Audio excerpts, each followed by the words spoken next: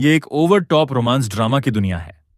जब से यह इंटर्न कंपनी के दरवाजे से अंदर आया, उसने एक बेदाग हेरफेर का खेल खेला। उसने असली आत्मा की दत्तक बहन और पत्नी को पूरी तरह से अपनी उंगलियों पर नचाया। शुरुआत में उनके पास थोड़ी समझ थी, लेकिन इवान बार बार पीड़ित होने का नाटक करता रहा और उन्होंने वास्तव में उस पर विश्वास कर लिया। उन्होंने असली आत्मा पर हर एक शेयर सेरेना के नाम करने का दबाव बनाया। सेरेना ने पलटकर सब कुछ इवान को सौंप दिया। अंत में असली आत्मा को एक पुल के नीचे घेर लिया गया और पीट पीट कर मार डाला गया। कंपनी के दिवालिया होने के बाद इवान ने आखिरकार अपना असली चेहरा दिखाया। उसने आखिरी पैसा लिया और मजे करने के लिए विदेश भाग गया। यह किस तरह की बीमार कहानी है? जब मैं अपनी आंखें फिर से खोलता हूं तो मैं एड्रियन तांग हूं। अपने दूसरे जीवन की पहली झलक। मैं अपने खुद के ऑफिस के दरवाजे के बाहर खड़ा हूं। अंदर मेरी पत्नी और वह इंटर्न एक दूसरे के सामने बैठे हैं। इवान वहां लेटा हुआ है, खुद में मग्न। फिर वह मुझे देखता है और तुरंत अपना सिर झुका लेता है ताकि मासूम बन सके। हनी, तुम यह चेहरा क्यों बना रही हो? क्या तुम्हें अंदाजा है कि तुम इवान को कितना डरा रही हो? इवान मेरी कुर्सी पर ऐसे बैठा है जैसे यह उसकी हो। फिर उसे महसूस होता है कि कुछ गड़बड़ है। वह अपने पैरों पर लड़खड़ाते हुए खड़ा होता है और अपना सिर झुका लेता है, एक अच्छे लड़के का नाटक करते हुए। मिस्टर तांग, यह सब मेरी गलती है। मुझे आपके ऑफिस में बैठने का कोई अधिकार नहीं था। मैं इसे अभी आपको वापस दे दूंगा। कृपया गुस्सा मत होइए, सेरेना बीच में बोलती है। इवान, मैंने कहा था कि यह ऑफिस तुम्हारा है, कोई तुमसे इसे नहीं छीन रहा है। हनी, इवान बहुत दयालु है। वह एक चींटी को भी नहीं कुचलेगा और फिर भी तुम बार बार उसके पीछे पड़े रहते हो। इवान को बिल्डिंग का सबसे अच्छा ऑफिस देना तुम्हारी गलतियों के लिए मेरा प्रायश्चित करना है। इतने कृतघ्न मत बनो। मेरी गलतियों के लिए प्रायश्चित? मैं इंतजार नहीं करता, मैं मुक्का मारता हूं। इवान जोर से झिझकता है। बाहर हर कोई जम जाता है। अगले ही पल वह दयनीय नाटक वापस आ जाता है। मिस्टर तांग, यह सब मेरी गलती है। आप अपना गुस्सा मुझ पर निकाल सकते हैं, लेकिन आप सेरेना को कैसे मार सकते हैं? नीना आगे आती है गुस्से में। एड्रियन, तुम्हारी हिम्मत कैसे हुई मुझे मारने की? सेरेना, क्या तुम भूल गई हो कि तुम कौन हो? तुम घुटनों पर बैठोगी और माफी मांगोगी, वरना मैं तुम्हें कभी माफ नहीं करूंगा। मैं उसकी बात काट देता हूं।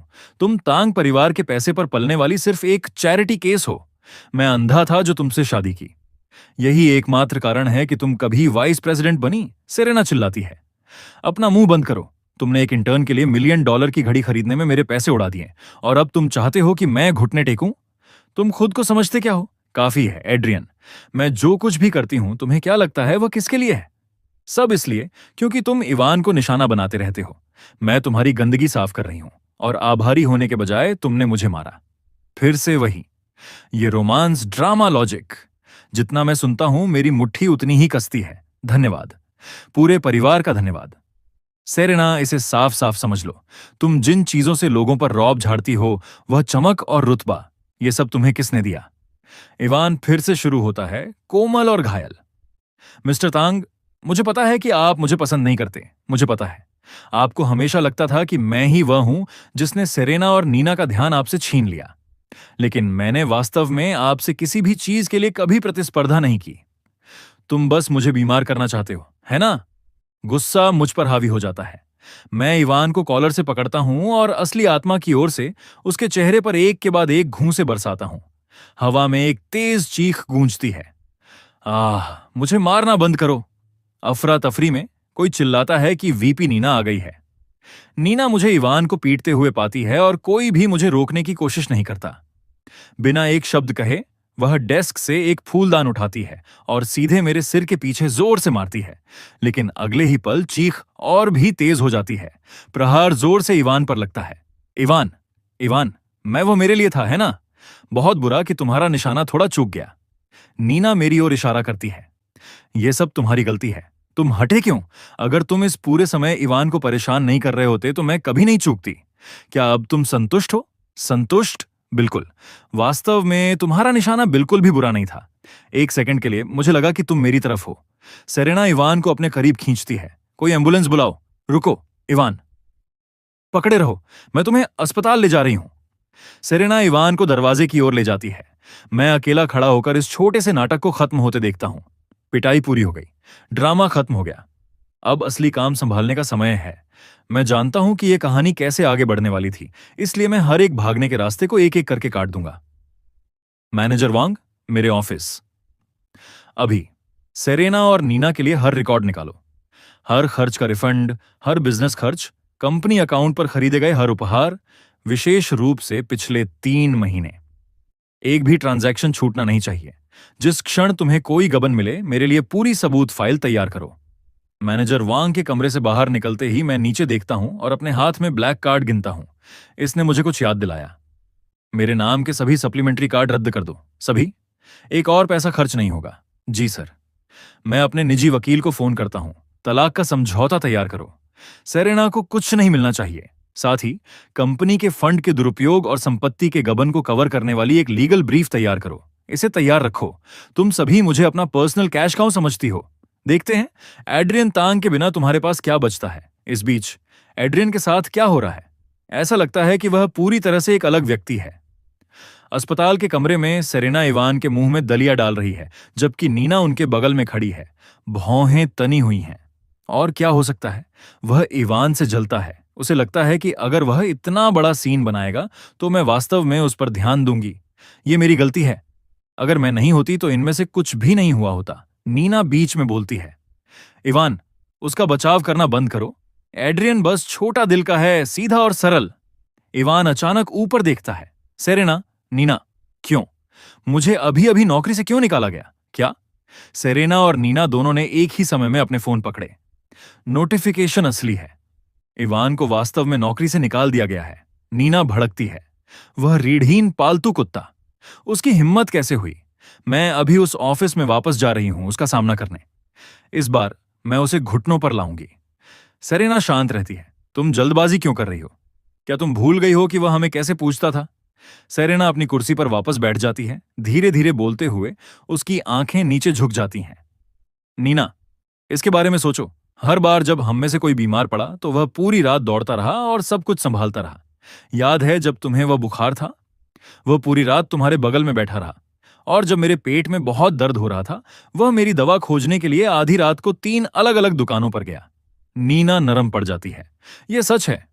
और वह समय जब हमने शर्त लगाई थी, हमने नाटक किया कि तुम डूब रही हो, बस यह देखने के लिए कि क्या वह हमें बचाएगा, और उसने किया।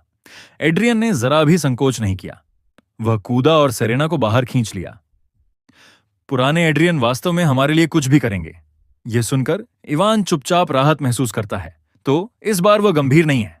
वह बस हमारा ध्यान चाहता है। नीना एक भौं उठाती है। तुम्हें लगता है कि वह हार्ड टू गेट खेल रहा है? और क्या हो सकता है? बिल्कुल। एड्रियन बस बहुत ज्यादा परेशान हो गया है, बस इतना ही। वे तीनों उस अस्पताल के कमरे में मेरी हर चाल को ऐसे परख रहे हैं जैसे उन्होंने सब कुछ समझ लिया हो। अच्छा है, मैं बड़ी शान से रहूंगा और मुझे इस बार बहुत लंबे समय तक जीने को मिलेगा। 1 सप्ताह बाद मैं अस्पताल में अपनी मेडिकल रिपोर्ट देख रहा हूं जब मैं ऊपर देखता हूं और उन तीनों को फ्रंट डेस्क पर पैसे चुकाने की कोशिश करते हुए देखता हूं। मिस सु, आपके अनुरोध के अनुसार कुल मेडिकल बिल 2.3 मिलियन युआन है। इवान ये नंबर सुनकर लगभग फर्श में सिमट जाता है। सेरेना नहीं झिझकती। वह अपना कार्ड काउंटर पर सरकाती है। पेमेंट करो। मुझे खेद है, पेमेंट डिक्लाइन हो गया है। सेरेना की भौहें तन जाती हैं। फिर से कोशिश करो।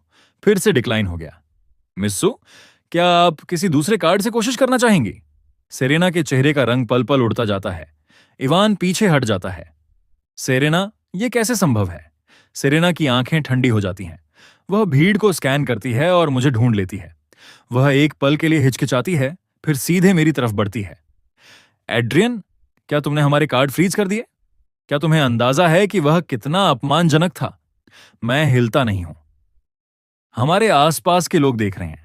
मैंने अपने सप्लीमेंट्री कार्ड रद्द कर दिए हैं। अगर तुम्हारा कार्ड काम नहीं करता तो वह मेरी समस्या नहीं है। सेरेना पलटवार करती है। वे कार्ड तुम्हारे नाम पर हैं, सही है, लेकिन मैं तुम्हारी पत्नी हूं। क्या मेरे लिए तुम्हारा कार्ड इस्तेमाल करना पूरी तरह सामान्य नहीं है? सामान्य? मैं शब्द दोहराता हूं और सेरेना मेरे स्वर में शांत मनोरंजन पकड़ लेती है। अपने बॉयफ्रेंड के मेडिकल बिल चुकाने के लिए मेरे पैसे का इस्तेमाल करना यह तुम्हारे लिए सामान्य है? एक पास की महिला हांफती है। आह, तो यह पति है? फिर वह लड़का कौन है जो उसके बगल में खड़ा है? एक वृद्ध महिला बीच में कूदती है। अपने पति के पैसे का इस्तेमाल करके अपने बॉयफ्रेंड के अस्पताल का बिल चुका रही है, और वह भी बेहतरीन इलाज के साथ। बिल्कुल बेशर्म। सेरेना का धैर्य टूटने लगता है। तुम सब अपना मुंह बंद करो। इवान सिर्फ मेरा छोटा भाई है। मैंने उसे अपने संरक्षण में लिया है। कोई चिल्लाता है छोटा भाई सीक्रेट लवर जैसा ज्यादा लग रहा है। भीड़ में हंसी की लहर दौड़ जाती है। नीना आगे बढ़ती है। काफी है एड्रियन, तुम अपनी जलन दिखाने की एक सीमा होती है। अभी जाओ और बिल चुकाओ। इवान मौके का फायदा उठाता है। मिस्टर तांग, मुझे पता है कि आपको यह बुरा लगता है कि सेरेना और नीना मेरी परवाह करती हैं। मैं समझता हूं कि यह आपको असहज करता है, लेकिन आप सिर्फ उन्हें परेशान करने के लिए ये बचकानी हरकतें नहीं कर सकते। भीड़ इसे खा जाती है। तुम मुझे व्यवहार करने का तरीका सिखाने वाले कौन होते हो? इवान सेरेना को एक लुक देता है और वह तुरंत उसके बचाव में कूद पड़ती है। काफी है, इवान पहले से ही इतना घायल है और तुम अभी भी उसे मार रहे हो। तुम उसके मेडिकल बिल का हर पैसा चुकाओगे। हमें सार्वजनिक रूप से शर्मिंदा करना बंद करो। मैं लगभग हंस पड़ता हूं। नीना को एक जोरदार हिट मिलती है। वह चिल्लाती है और पीछे की ओर लड़खड़ाती है, फर्श पर ढेर हो जाती है। बिल चुकाओ। तुम तीनों शुरू से ही शर्मिंदगी का कारण बनी हुई हो। इसका मुझसे क्या लेना देना?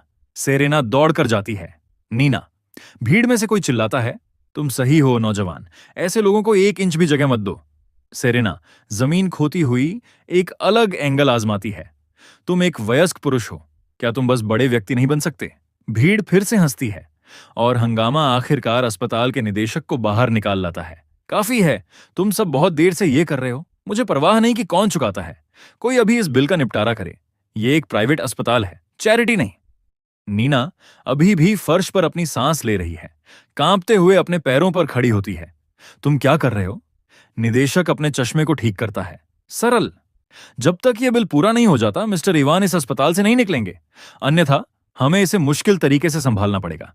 इवान घबरा जाता है। सेरेना, नीना, मेरा सिर बहुत दर्द कर रहा है। निदेशक एक भौं उठाता है। सिर दर्द? तुम्हारे अटेंडिंग डॉक्टर ने तुम्हें 2 दिन पहले छुट्टी दे दी थी। अजीब है कि दर्द तभी होता है जब भुगतान करने का समय आता है। सेरेना मेरी तरफ मुड़ती है। हनी, बस इसे चुका दो। अगर इवान को कुछ हुआ तो मैं तुम्हें कभी माफ नहीं करूंगी। मैं 1 सेकंड के लिए सोचता हूं, फिर मैं सिर हिलाता हूं। निदेशक तुरंत समझ जाता है। आप उसे मार सकते हैं, बस सिर नहीं। बाकी सब कुछ फेयर गेम है। इवान की चीखें पूरे अस्पताल में गूंजती हैं। रुको, मेरी मदद करो। सेरेना, रुको, मैं भुगतान करूंगा। बस मुझे एक मौका दो, 20 मिनट। मैं कुछ न कुछ पता लगा लूंगा। मुझे छोड़ दो। मैं शांति से कहता हूं, आराम करो, हम तो अभी शुरू कर रहे हैं। शाम तक सर्कस खत्म हो गया है। वे तीनों एक दूसरे को घूरते हैं, अस्पताल की लॉबी में खोए हुए कुत्तों की तरह खड़े हैं। अब हम क्या करें? हम और क्या कर सकते हैं? हम पहले पैसों का जुगाड़ करते हैं। वे अपने बैग और गहने लाने और उन लोगों को वीडियो कॉल करने का फैसला करते हैं जिन्हें वे जानते हैं कि वे उनका मूल्यांकन करवा सकें। यह सिर्फ रीसेल मार्केट है। अगर आपको जल्दी बेचने की जरूरत है तो यही कीमत आपको मिलेगी। सेरेना स्क्रीन को घूरती है। मैंने इस बैग के लिए 8 लाख से ज्यादा दिए थे। अब यह 2,70,000 है। लेना है तो लो या छोड़ दो, बेच दो। खरीदार दरवाजे पर दिखाई देता है। एक एक चीज ले ली जाती है। सेरेना अपने फोन स्क्रीन पर टिकते नंबर को घूरती है। वह इसे नीना को दिखाती है। नीना की आवाज सपाट है। हम घर चलते हैं। हाँ, वापस तांग एस्टेट। हमें एड्रियन के साथ हिसाब चुकता करना है। इस बीच इवान कोने में मुड़ा हुआ बैठा है। उसके चेहरे पर एक धीमी मुस्कान आ रही है। एक शांत, संतुष्ट हंसी उसके मुंह से निकलती है। उस रात तांग एस्टेट। मैं डाइनिंग टेबल पर अकेला बैठा हूं। मेरे सामने भोजन का पूरा प्रसार है। शांति से खा रहा हूं जब तक कि बर्बाद तिकड़ी अंदर नहीं आ जाती। सेरेना चिल्लाती है, तुम हमारे बिना खाना कैसे शुरू कर सकते हो? क्या मैंने तुम्हें टेक्स्ट नहीं किया? हम इवान को रात के खाने के लिए घर ला रहे थे। ठीक है, तुमने उसका अस्पताल का बिल नहीं चुकाया, लेकिन अब तुम खाना भी तैयार नहीं कर सकते। तुम इसे कितनी दूर ले जाने वाले हो? इवान आग में घी डालता है। नीना, कृपया परेशान ना हो। यह सब मेरी गलती है। शायद मुझे बस चले जाना चाहिए। नीना उसे मना कर देती है। तुम अभी भी एक मरीज हो। अगर तुम वापस अकेले गए तो तुम्हारी देखभाल कौन करेगा? और वह तुम्हारा छोटा सा कमरा, वहां कोई कैसे रह सकता है? इवान हिचकिचाता है। क्या तुम सुनिश्चित हो कि यह सब ठीक है? सेरेना मजबूती से कहती है, यह मेरा घर भी है। तुम जितना चाहो उतना रह सकते हो। इवान खुद में मुस्कुराता है, पूरी तरह संतुष्ट। अविश्वसनीय। मैंने उन तीनों को निकाल दिया, उनके कार्ड रद्द कर दिए, हर एक सप्लीमेंट्री कार्ड चला गया। और वे अभी भी सोचते हैं कि वे मेरे सामने के दरवाजे से अंदर आ सकते हैं। सेरेना मुझे पूरी तरह से अनदेखा करती है और हाउसकीपर की ओर मुड़ती है। नैनी वांग, तुम वहां क्या कर रही हो? इवान अभी अस्पताल से बाहर आया है। कुछ भी बहुत मसालेदार नहीं, उसके लिए कुछ हल्का बनाओ। मैं कुछ नहीं कहता। नैनी वांग चुपचाप अपने हाथ पोंछती है, किनारे पर एक नजर डालती है और हिलती नहीं है। सेरेना उस पर भड़कती है, क्या तुम बहरी हो? नैनी वांग मुझे देखती है। सेरेना जम जाती है, फिर अपना सिर मेरी ओर घुमाती है। दो अंगरक्षक मेरी तरफ पहले ही स्थिति में आ चुके हैं। एड्रियन, तुम्हें क्या लगता है कि तुम क्या कर रहे हो? मैं अपनी चाय का प्याला आराम से नीचे रखता हूं। मैं उसे ऊपर देखता हूं। मैं क्या कर रहा हूं, मुझे तुमसे पूछना चाहिए। तुम्हें अंदर किसने आने दिया? यह मेरा घर है। मुझे अपने दरवाजे से अंदर आने के लिए किसी की अनुमति की आवश्यकता कब से हुई? मैं उपहास करता हूं। तुम्हारा घर? तुम यहां इतने लंबे समय से रह रही हो। तुम्हें वास्तव में लगता है कि तांग का नाम तुम्हारा है? फेलिक्स। फेलिक्स आगे आता है। तीनों को रोक लो। सुरक्षा टीम अंदर आती है। वे उन तीनों को पूरी तरह घेर लेते हैं। तीनों एक डरा हुआ लुक एक्सचेंज करते हैं, फिर गार्ड उन्हें एक एक करके ले जाते हैं। सेरेना चिल्लाती है, एड्रियन! नीना संघर्ष करती है, मैं तुम्हारी बहन हूं। तुम ऐसा कैसे कर सकते हो? मुझे छोड़ो। क्या तुम अपना दिमाग खो चुके हो? तुम मुझ पर हाथ उठाने की हिम्मत कैसे करते हो? ओह, अब तुम्हें चिल्लाना आता है। तुम्हारे पास ऑफिस और अस्पताल में बहुत हिम्मत थी। सेरेना देखती है। एड्रियन, तुमने अपनी बात कह दी। तुम मेरे साथ ऐसा व्यवहार कैसे कर सकते हो? मुझे तलाक चाहिए। मैं उसे पूरी तरह से भावहीन देखता हूं। तलाक? बिल्कुल। मैं इससे ज्यादा कुछ नहीं चाहता। मैं फेलिक्स को तलाक का समझौता लाता हूं और उसे उसके ठीक सामने रख देता हूं। सेरेना स्थिर हो जाती है। वह मुझे घूरती है। उसकी अभिव्यक्ति बार बार बदल रही है। क्या यह तुम्हारा विचार नहीं था? मैं इसे हकीकत बना रहा हूं। सेरेना एक धीमी गहरी सांस लेती है। उसे नहीं पता कि क्या करना है। वह दस्तावेज को पकड़ती है और हस्ताक्षर नहीं करती है। एड्रियन, ये क्या है? तुम वास्तव में मुझसे तलाक लेना चाहते हो? क्या यह वह नहीं था जो तुमने कहा था? अगर तुम्हारा मतलब यही है तो उस पर हस्ताक्षर करो। सेरेना शांत हो जाती है। वह मुझे घूरती है। फिर समझदारी का एक भाव उसके चेहरे पर आता है। खाली हाथ जाना। एड्रियन, तुम सच में खेल खेलना जानते हो। हाई स्कूल से तुमने वही किया जो मैंने कहा। इस शहर में हर कोई इसे जानता है। तुम हमेशा से मेरा पालतू कुत्ता रहे हो और अब तुम मेरे साथ खेल खेलने की कोशिश कर रहे हो। यह रिवर्स साइकोलॉजी है। तुम मुझे पीछे हटने के लिए मजबूर करना चाहते हो। तुम इस विचार पर भरोसा कर रहे हो कि एक बार जब मैं वास्तव में हस्ताक्षर कर दूंगी तो तुम्हारे लिए वापस आने में बहुत देर हो जाएगी। उसके सिर में सच में एक छेद है। अभी भी उसे लगता है कि मैं उसे जाने नहीं दे सकता। तो हस्ताक्षर करो। मेरा समय बर्बाद करना बंद करो। सेरेना अपना जबड़ा सेट करती है। ठीक है, मैं देखना चाहती हूं कि तुम यह नाटक कब तक कर सकते हो। सेरेना हस्ताक्षर करती है। वह एक मुस्कान के साथ समझौते को वापस मेरी तरफ धकेलती है। आश्वस्त है कि अभी भी उसका हाथ ऊपर है। मैं इसे वापस लेता हूं, खुद को एक छोटी सी मुस्कान देता हूं, इसे फेलिक्स को देता हूं और फिर इवान की कलाई पर घड़ी पर नीचे देखता हूं।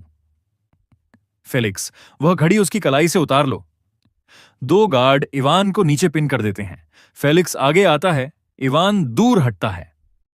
नहीं, सेरेना ने मुझे वह दी थी। मेरी घड़ी। फेलिक्स घड़ी को हटाता है, शांत और बिना किसी हड़बड़ी के। इसके असली मालिक को वापस कर दो। सेरेना हैरान है। एड्रियन, किस आधार पर तुम इसे वापस ले रहे हो? मैंने उसे इवान के लिए खरीदा था। तुमने खरीदा? तुमने मेरे पैसे खर्च करके उसके लिए एक घड़ी खरीदी और अब तुम मुझे बता रही हो कि तुमने इसे खरीदा है? नीना, और यह अभी भी मेरा घर है। तुम्हें हमें बाहर फेंकने का अधिकार क्या देता है? तुम्हारा घर। तुम सब तांग परिवार पर पलने वाली परजीवी हो और तुमने वास्तव में खुद को यकीन दिला लिया कि तुम यहां की हो। केवल इवान स्थिति को समझता है। मिस्टर तांग, मैं गलत था। मुझे वास्तव में खेद है। कृपया मुझे बाहर मत फेंको। मैं वादा करता हूं कि अब से मैं उसकी बात काट देता हूं, उसे बाहर खींच लेता हूं। मेरी ओर से एक शब्द और गार्ड अंदर आ जाते हैं। घर आखिरकार शांत है। मैं वापस बैठता हूं और अपने खाने का आनंद लेता हूं, पूरी तरह से आसान। मुझे छोड़ो। तुम क्या कर रहे हो? मुझसे दूर हटो। तुम झटके। तुम इस पर पछताओगे। तुम मुझे छूने की हिम्मत कैसे करते हो? तुम इसकी कीमत चुकाओगे। सेरेना और नीना हर चीज से लड़ती हैं। इवान को उसके कॉलर से बाहर खींच लिया जाता है जो फर्श पर रेंग रहा है। सेरेना रास्ते में अपने बैग और गहने हथियाने की कोशिश करती है। वह उन्हें नकद के लिए बेचने की योजना बना रही है। वे भी तुम्हारे नहीं हैं, नीना जवाब देती है। मैं यहां 10 से अधिक वर्षों से रह रही हूं। यह मेरा घर है। किसी पर लंबे समय तक निर्भर रहने से वह तुम्हारा नहीं बन जाता। उन्हें बाहर निकालो और वे तांग एस्टेट के अंदर एक कदम भी न रखें। गार्ड उन सभी को बाहर निकाल देते हैं। इवान सामने की सीढ़ियों पर जोर से गिरता है। मैं पूरी तरह उदासीन होकर देखता हूं। फिर मैं मुड़ता हूं और चला जाता हूं। तांग एस्टेट के गेट बंद हो जाते हैं। दरवाजा खोलो। एड्रियन, यहां बाहर आओ। इवान फिर से शुरू करने के लिए अपना मुंह खोलता है जब फेलिक्स की आवाज अंदर से आती है। फिर से दस्तक दो और हम कुछ तोड़ देंगे। सेरेना और नीना इवान को उनके बीच सहारा देती हैं और खिसक जाती हैं। उस रात देर गए इवान के खस्ता हाल रेंटल रूम में। इवान कोने में दुबका हुआ है और ऐसे बोलता है जैसे उसे किसी बात की परवाह ही ना हो। सेरेना, नीना, क्या होगा अगर मिस्टर तांग वास्तव में तुम दोनों से तंग आ चुके हैं? नीना सेरेना की ओर देखती है। मैं भी यही सोच रही हूं। एड्रियन इस बार कुछ अलग लग रहा है। सच में बहुत अलग। सेरेना शांत बनी रहती है। तुम दोनों घबरा क्यों रही हो? यह बिल्कुल वही पल है जहां तुम्हें अपना धैर्य बनाए रखना है। एड्रियन जो कुछ भी कर रहा है वह हमें गिड़गिड़ाने के लिए मजबूर करने के लिए है। नीना को बात समझ में आती है। तुम्हारा मतलब है कि वह ब्लफ कर रहा है? वह इस बात पर दांव लगा रहा है कि क्या हम वापस आएंगे, लेकिन जिस क्षण हम ऐसा करेंगे वह हमें हमेशा के लिए गुलाम बना लेगा। मेरा भरोसा करो, 1 हफ्ते का समय दो। वह घुटनों पर आकर हमसे वापस आने की भीख मांगेगा। नीना धीरे से सिर हिलाती है। तुम सही कह रही हो। हम अच्छी तरह जानती हैं कि वह पहले कैसा हुआ करता था। दिन बीतते हैं। आने वाले दिनों में उनमें से किसी को एक भी कॉल नहीं आता। इस बीच इवान उन दोनों से अपने पर्सनल नौकरों की तरह काम करवा रहा है। खाना बनाना, कपड़े धोना, उन पर लगातार चिल्लाना कि कैसे कुछ भी ठीक से नहीं किया गया। वे दोनों दिन भर अपने फोन स्क्रॉल करने के अलावा कुछ नहीं करती और फिर भी कोई कॉल नहीं करता। इवान चिल्लाता है, फर्श को ठीक से पोंछो। अभी भी उस पर धूल पड़ी है। उनमें से एक बुदबुदाती है, मैं अभी इसे फिर से कर दूंगी। दूसरी धीरे से कहती है, घबराओ मत। वह पहले हमें बहुत प्यार करता था। वह हमें ऐसे ही नहीं छोड़ सकता। वह जल्द ही हार मान लेगा। दोनों और एक शब्द नहीं बोलती। वे बस आहें भरती हैं। अगली सुबह धड़ धड़ धड़ दरवाजा पीटने से हिल जाता है। इवान, दरवाजा खोलो। तुम्हारा किराया ओवरड्यू है। तुम कब तक टालमटोल करने की योजना बना रहे हो? दरवाजा खुलता है। मकान मालिक अंदर आता है, 2 अतिरिक्त लोगों पर एक नजर डालता है और उसका चेहरा गुस्से से लाल हो जाता है। और अब तुम्हारे साथ 2 अतिरिक्त लोग यहां रह रहे हैं। तुम्हारी बहुत हिम्मत है। इवान विनती करता है, बस मुझे कुछ और दिन दे दो। तुम्हारे पास अपना सामान लेने के लिए 10 मिनट है। अगर तुम तब तक बाहर नहीं निकले तो मैं तुम्हें और तुम्हारे सारे सामान को सड़क पर फेंक दूंगा। 10 मिनट बाद वे तीनों अपने सारे बैगों के साथ बाहर सड़क पर फेंक दिए जाते हैं। बिल्कुल भीगे हुए बिल्लियों की तरह दिख रहे हैं। और तभी आकृतियों का एक समूह कोने से मुड़ता है। हे हे हे हे हे हे, आखिरकार तुम्हें पकड़ ही लिया। इवान, तुम अपना कर्ज कब चुका रहे हो? क्या देख रहे हो? एक भारी मुक्का नीचे आता है। इवान की चीख पूरी सड़क पर गूंज उठती है। आह आह, वह आदमी थूकता है। तुम पर मेरा 1 मिलियन बकाया है और तुम्हें लगा कि तुम छिप सकते हो। कुछ दिन पहले की वह मीठी बातें कहां गईं? वह दरिंदा इवान के जख्मों पर एक और प्रहार करता है। सेरेना आगे बढ़ती है, आवाज कांप रही है। क्या तुम हमसे क्या चाहते हो? तुम्हें क्या लगता है हम यहां वसूली करने आए हैं? तुम्हारे पास 1 हफ्ता और है। 1 मिलियन। अगर तुम भुगतान नहीं कर पाए तो ये 2 महिलाएं कर्ज चुकाएंगी। गंजा आदमी एक धीमी हंसी हंसता है। वह जमीन पर थूकता है और अपने दल के साथ चला जाता है। धमकियां खत्म होने के बाद सेरेना और नीना इवान को सहारा देकर खड़ा करती हैं। सेरेना उसे घूरती है। इवान, क्या तुम पर वाकई उनका 1 मिलियन बकाया है? इवान पिटाई के कारण स्तब्ध है। वह लंबे समय तक चुप रहता है। वह जवाब नहीं देता। नीना उसे पकड़ती है, कुछ बोलो। वह 1 मिलियन कहां से आया? इवान आखिरकार बोलता है, मुझे फंसाया गया था। सेरेना और नीना, तुम्हें मेरी मदद करनी होगी। अगर तुम नहीं करोगी तो वे वाकई मुझे मार डालेंगे। नीना की आंखें सिकुड़ जाती हैं। कुछ तो गलत है। जब तुम्हारी मां बीमार थी तो सेरेना और मैंने तुम्हें कुल 2 मिलियन से ज्यादा ट्रांसफर किए थे। वह पैसा कहां है? सेरेना उसे घूरती है। उसकी आंखें लाल हो जाती हैं। उसकी आवाज कांपने लगती है। मुझे जवाब दो, क्या वह भी खत्म हो गया? इवान, क्या तुमने वह 2 मिलियन जुए में उड़ा दिए? क्या तुम्हें अंदाजा है कि नीना और मैं किस द्वार से गुजर रहे हैं? हम भूतों की तरह जी रहे हैं और इस बीच तुम। नीना का धैर्य जवाब दे जाता है। वह आगे बढ़ती है और इवान के चेहरे पर जोर का थप्पड़ जड़ती है। तुम झूठे, तुम गंदे जुआरी, यह सब तुम्हारी वजह से है। अगर तुम नहीं होते तो हमारा यह हाल कैसे होता? सेरेना की आंखों से आंसू गिरने लगते हैं। मेरी पोजीशन, मेरा ब्लैक कार्ड, मेरे बैग, मेरे गहने, घर, सब कुछ चला गया। इवान, तुमने हमें बर्बाद कर दिया। मुझे बताओ इवान, क्या तुमने हमसे जो कुछ भी कहा वह झूठ था? इवान एक पल के लिए चुप रहता है, फिर वह मुस्कुराता है। तुम दोनों को वही मिला जिसकी तुम हकदार हो। वह अपने पैरों पर खड़ा होता है, नीना को धक्का देता है और सेरेना को लात मारकर गिरा देता है। तुम्हें वाकई लगता है कि तुम्हारी कोई अहमियत है? वह उन्हें तिरस्कार से देखता है। वह धीरे से अपना कॉलर सीधा करता है। जैसे तुम दोनों कभी कोई खास थी। मैंने बस पीड़ित होने का नाटक किया, चेहरे पर थोड़ी कॉफी छिड़की, मिस्टर तांग के बारे में कुछ झूठ बोले और तुम दोनों मूर्खों ने हर एक शब्द निगल लिया। उसने सब कुछ खुद ही रचा था। दुर्व्यवहार का नाटक किया, फिर सुरक्षा के लिए सीधे इन दो महिलाओं के पास भागा। जिस पल वे मेरे पीछे आईं, उसने घायल मासूम का नाटक किया, आंसू और बाकी सब कुछ। तुम्हारा अपना परिवार, तुम्हारा अपना पति। तुमने उन पर भरोसा नहीं किया, लेकिन तुमने एक अजनबी पर भरोसा किया। तुम्हारे दिमाग में क्या है? सेरेना की आवाज टूटती है। तुमने हमें पूरे समय झूठ बोला है। तो क्या हुआ अगर मैंने बोला? अगर पैसे की बात ना होती तो कौन तुम जैसी दो मूर्खों पर अपना समय बर्बाद करता? तुम में से एक गोद ली हुई चैरिटी केस थी, दूसरी एक कंगाल छात्रा। और तुम दोनों मेरे सामने राजकुमारी बनकर घूम रही थीं। उसका खाना खाना, उसकी ड्रिंक्स पीना, उसके घर में रहना, उसकी कंपनी में कुछ न करना, $1 मिलियन की सैलरी लेना और फिर भी उस आदमी को नीचा दिखाना जिसने तुम्हें सब कुछ दिया। तुम दोनों परजीवी हो, कृतघ्न सांप। मिस्टर तांग ने तुम्हें बहुत पहले निकाल दिया था और तुम अभी भी बाहर सपने देख रही हो। दयनीय मूर्ख। और तुम अभी भी मेरे साथ दिखावा करने की कोशिश कर रही हो। तुम्हारे पास केवल एक विकल्प बचा है। वापस जाओ, घुटनों पर बैठो, मिस्टर तांग से माफी मांगो, उनसे भीख मांगो कि वे तुम्हारी कैश काउ बने रहें। और वह 1 मिलियन तुम यह पता लगाओगी कि उसे कैसे चुकाना है। कैसीनो ने मुझे कोई भी कर्ज सिर्फ इसलिए दिया क्योंकि उन्होंने तुम दोनों के साथ मेरी तस्वीरें देखी थीं। वे जानते थे कि तुम दोनों तांग कॉरपोरेशन में वीपी थीं। 1 सप्ताह। अगर वह पैसा यहां नहीं हुआ तो मैं तुम्हें पछताने पर मजबूर कर दूंगा। सेरेना उस पर झपटती है। तुम झूठे, ये सब तुम्हारी वजह से है। मुझे छोड़ो। वे तीनों एक दूसरे से हाथापाई करने लगते हैं। इवान धक्का देता है। तुम पागल महिलाएं। सेरेना गुर्राती है। मैं तुम्हारा मुंह फाड़ दूंगी। नीना उन्हें अलग करने की कोशिश करती है। इवान रुको, बंद करो, छोड़ो, कचरे के टुकड़े। इवान थूकता है। तुम पागल महिला। लड़ाई आखिरकार खत्म होती है। तीनों हांफते हुए खड़े हैं। कोई नहीं जीता। इवान उन्हें चेतावनी देता है। 1 सप्ताह। अगर वो मिलियन तैयार नहीं हुआ तो तुम मुझसे छुटकारा नहीं पाओगी। सेरेना पलटकर कहती है, तुम झूठे चूहे। बेहतर होगा कि तुम प्रार्थना करो कि एड्रियन हमें वापस ले ले। नीना सहमत होती है। बिल्कुल, क्योंकि अगर उसने नहीं किया तो हम तुम्हें कब्र के उस पार से भी परेशान करेंगे। कुछ दिनों बाद, रात का समय। तांग एस्टेट के गेट के बाहर सेरेना और नीना प्रवेश द्वार पर गंदी और बिखरी हुई खड़ी हैं। वहीं रुक जाओ। फेलिक्स बाहर आता है और उनका रास्ता रोकता है।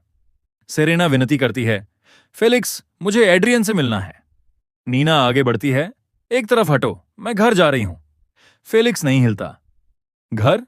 तुम जैसी दो कृतघ्न सांप इस शब्द का इस्तेमाल करने की हिम्मत करती हो? फेलिक्स गार्ड्स को इशारा करता है। उन्हें गेट से वापस धक्का दिया जाता है। वे जोर से जमीन पर गिरती हैं। अगर तुम दोबारा यहां आई तो हम तुम्हारी टांगें तोड़ देंगे। 2 घंटे बाद वे तांग कॉरपोरेशन पहुंचती हैं। वे अपना सिर उठाकर अंदर जाने की कोशिश करती हैं और दरवाजे पर रोक दी जाती हैं। अनधिकृत कर्मियों को प्रवेश की अनुमति नहीं है। नीना भड़कती है। तुम मुझे रोकने की हिम्मत करते हो? मैं वाइस प्रेसिडेंट हुआ करती थी। तुम अब और नहीं हो। रात के 10 बजे शाम की भीड़ खत्म हो जाती है। मैं अपनी सुरक्षा टीम के साथ इमारत से बाहर निकलता हूं। सेरेना मुझे देखते ही पहचान लेती है। वह दौड़ कर आती है। हनी, यह मैं हूं। नीना पीछे पीछे आती है। एड्रियन, मुझसे गलती हुई। जो कर्मचारी अभी तक नहीं गए हैं वे उन्हें तुरंत पहचान लेते हैं। कोई बुदबुदाता है, क्या वह नीना नहीं है? क्या वह मिस सू और मिस तांग नहीं है? उनका यह हाल कैसे हो गया? वे मेरे सामने खड़ी हैं। हमारे आसपास के सभी लोग देख रहे हैं। कोई कुछ नहीं बोलता। सेरेना की आवाज टूटती है। हनी, हम वाकई जानते हैं कि हमने गलती की। हम दोनों इवान द्वारा धोखा खा गई थीं। वह एक पतित जुआरी, एक झूठा है। नीना की आवाज टूटती है। एड्रियन, मैंने अपना आपा खो दिया था। मैंने उसे सब कुछ करने के लिए मना लिया। क्या तुम हमें इस बार माफ कर सकते हो? मैं उन्हें देखता हूं। तुम अब मेरी भावनाओं का सहारा लेना चाहती हो? क्या वह इवान द्वारा मेरा अपमान करने से पहले था या उसके बाद, जब तुम दोनों ने बिना सोचे समझे उसका पक्ष लिया? वे सुनती हैं। उनके सिर शर्म से झुक जाते हैं। कोई कुछ नहीं बोलता। या यह तब था जब तुमने उसे घड़ियां और बैग खरीदने के लिए कंपनी के फंड का गबन किया, उसके जन्मदिन की पार्टी के लिए पूरा होटल किराए पर लिया, या जब तुमने उसे मेरा ऑफिस सौंप दिया, एक इंटर्न को इस कंपनी पर राज करने दिया और मेरे घर में शिफ्ट हो गई। नीना धीरे से कहती है, एड्रियन, हम वास्तव में उस समय सच्चाई नहीं देख पा रही थीं। सच्चाई नहीं देख पा रही थीं। तो नीना का वह फूलदान मेरे सिर पर फेंकना, क्या वह भी केवल गलतफहमी थी? वे चुप हो जाती हैं। वे जानती हैं कि उनके पास बचाव का कोई आधार नहीं है। तुम दोनों को नहीं लगता कि तुम गलत थीं। तुम जानती हो कि तुम पूरी तरह खत्म हो चुकी हो। सन्नाटा छा जाता है। उनके चेहरे डर से भरे हुए हैं। सेरेना, नीना, क्या तुमने कभी रुककर सोचा है कि अगर मैं कभी जागा ही नहीं होता तो क्या होता? क्या होता अगर मैं तुम्हें बिना किसी सीमा के सब कुछ देता रहता? मेरा क्या होता? जो सब कुछ मैंने बनाया उसका क्या होता? तुम जैसे लोग, तुम तब तक साफ नहीं देख पाओगे जब तक तुम्हारे पास कुछ न बचे, क्योंकि सच्चाई कभी तुम्हारी चिंता थी ही नहीं। तुम केवल यह परवाह करती थी कि कौन तुम्हारी हास्यास्पद श्रेष्ठता की भावना को संतुष्ट कर सकता है। सेरेना फुसफुसाती है, एड्रियन, हमें वास्तव में हर चीज का पछतावा है। बहुत देर हो चुकी है। नीना हाथ बढ़ाती है, नहीं एड्रियन, तुम हमारे साथ ऐसा नहीं कर सकते। मैं पीछे मुड़कर नहीं देखता। मैं मुड़ता हूं और अपनी कार की ओर चलता हूं। वे अभी भी वहीं खड़ी हैं। कुछ दिन बाद मैं अपने एक जूनियर सहकर्मी के साथ हंस और बात कर रहा हूं। सेरेना लगातार फोन कर रही है। मैं एक भी कॉल नहीं उठाता, और फिर भी मुझे खिड़की के पार से जलती हुई नजरें महसूस होती हैं। मैं बाहर देखता हूं और वे अभी भी बाहर खड़ी मेरा इंतजार कर रही हैं। वे बहुत लंबे समय से वहां हैं। उन्हें और अधिक देर तक छोड़ा तो वे पूरी तरह टूट जाएंगी, लेकिन अभी समय बिल्कुल सही है। मैं दरवाजा खोलता हूं। मेरे बाहर निकलते ही वे मुझे देख लेती हैं। वे दौड़ कर आती हैं। एड्रियन, एड्रियन, आखिरकार तुम हमसे मिलने के लिए तैयार हो। राहत उन्हें इतनी जोर से हिट करती है कि वे अपने घुटनों के बल गिर जाती हैं, अपने हाथों को जमीन पर टिकाकर मेरी ओर ऊपर देखती हैं। एड्रियन, हम वास्तव में जानती हैं कि हमने गलती की। हम कृतघ्न सांप हैं। हमने तुम्हारी ओर पीठ घुमाई। मुझे तुम्हारे साथ कभी ऐसा व्यवहार नहीं करना चाहिए था। मुझे इवान का बचाव कभी नहीं करना चाहिए था। मुझे तुम्हारा पैसा कभी नहीं लेना चाहिए था। नीना अपना माथा जमीन पर टिकाती है। एड्रियन, मुझे बहुत खेद है। मुझे वास्तव में पछतावा है। हम तुम्हारे लिए इसे ठीक करेंगे। तुम जो कुछ भी कहोगे हम वही करेंगे। क्या तुम दोनों की बातें खत्म हो गईं? सेरेना ऊपर देखती है। एड्रियन, मैंने कभी तुम्हें वास्तव में गलत नहीं किया। कृपया मुझे इस बार माफ कर दो, बस इस एक बार। मैं एक धीमी हंसी हंसता हूं। मैं गार्ड को इशारा करता हूं कि वह फाइल लाए जो मैंने पहले तैयार की थी। चूंकि तुम इतनी ईमानदार हो तो पहले इसे देख लो। सेरेना पन्नों, नंबरों और हस्ताक्षरों को घूरती है। सब कुछ जाना पहचाना है। नीना भी इसे पहचान लेती है। उनके चेहरे का रंग पल पल उड़ता जाता है। नीना फुसफुसाती है, नहीं, यह सच नहीं हो सकता। सेरेना की आवाज कांपती है। एड्रियन, कैसे? हमारे खाते? सब खत्म हो गया। ये सब खत्म हो गया है। जब मैं बिजनेस ट्रिप पर था तुमने इवान को $1 मिलियन की घड़ी भेजी। तुमने उसके जन्मदिन के लिए शहर का सबसे महंगा होटल बुक किया। सब कुछ कंपनी के फंड से चार्ज किया गया। उपहार, दावतें, सब मिलाकर 5.8 मिलियन। हर एक लेन देन पर तुम दोनों के हस्ताक्षर हैं। सबूत पूरी तरह से पुख्ता है। मैं जब चाहूं तुम्हें कोर्ट ले जा सकता हूं। वे फूट फूट कर रोते हुए एक दूसरे के गले लग जाती हैं। मैं आगे बढ़ता हूं और सेरेना के गाल को छूता हूं। वह कांपती है, नहीं, ऐसा नहीं हो सकता। वे इतना जोर से रो रही हैं कि वे मुश्किल से सांस ले पा रही हैं। मैं थोड़ा समय देता हूं, फिर बोलता हूं, तुम्हारे पास 1 महीना है। उस 5.8 मिलियन का हर एक पैसा मुझे वापस चाहिए। अगर तुम भुगतान नहीं कर पाई तो मैं सीधे पुलिस के पास जाऊंगा। तुम अपनी बाकी की जिंदगी सलाखों के पीछे बिता सकती हो। नीना का चेहरा पूरी तरह सफेद पड़ जाता है। सेरेना मेरा हाथ पकड़ लेती है। एड्रियन, तुम इतने क्रूर नहीं हो सकते। मैंने अभी तक कोई केस दर्ज भी नहीं किया है। केवल यही दया है। सन्नाटा। मैं मुड़ता हूं और वापस अंदर चला जाता हूं। एड्रियन, कृपया। एड्रियन, ऐसा मत करो, हम बर्बाद हो जाएंगे। तांग एस्टेट के गेट बंद हो जाते हैं। अगले दिन एक खस्ताहाल मोटल रूम में वे अपने फोन पर आधिकारिक नोटिस को घूरती हैं। गबन का आरोप, पुनर्भुगतान की समय सीमा, 15 दिन बाकी। सेरेना दांत पीसते हुए कहती है, वह वास्तव में हमें छोड़ने वाला नहीं है। वह अपना जबड़ा भींचती है। वे अपने विकल्पों पर काम करना शुरू ही करती हैं कि तभी बाहर से दरवाजा जोर से धमाके के साथ खुलता है। दरवाजा खोलो, अंदर मुर्दा बनने का नाटक बंद करो, मुझे पता है कि तुम अंदर हो। एक दिन और अगर पैसे नहीं मिले तो मैं तुम दोनों को देख लूंगा। सेरेना अपना मन बना लेती है, हम इस तरह और नहीं जी सकते। नीना पूछती है, तुम क्या सोच रही हो? हम उसे आज रात बाहर बुलाते हैं, ओवरपास पुल पर मिलते हैं। बाहर दरवाजा पीटने की आवाज तेज हो जाती है। यह दरवाजा खोलो वरना मैं इस जगह के टुकड़े टुकड़े कर दूंगा।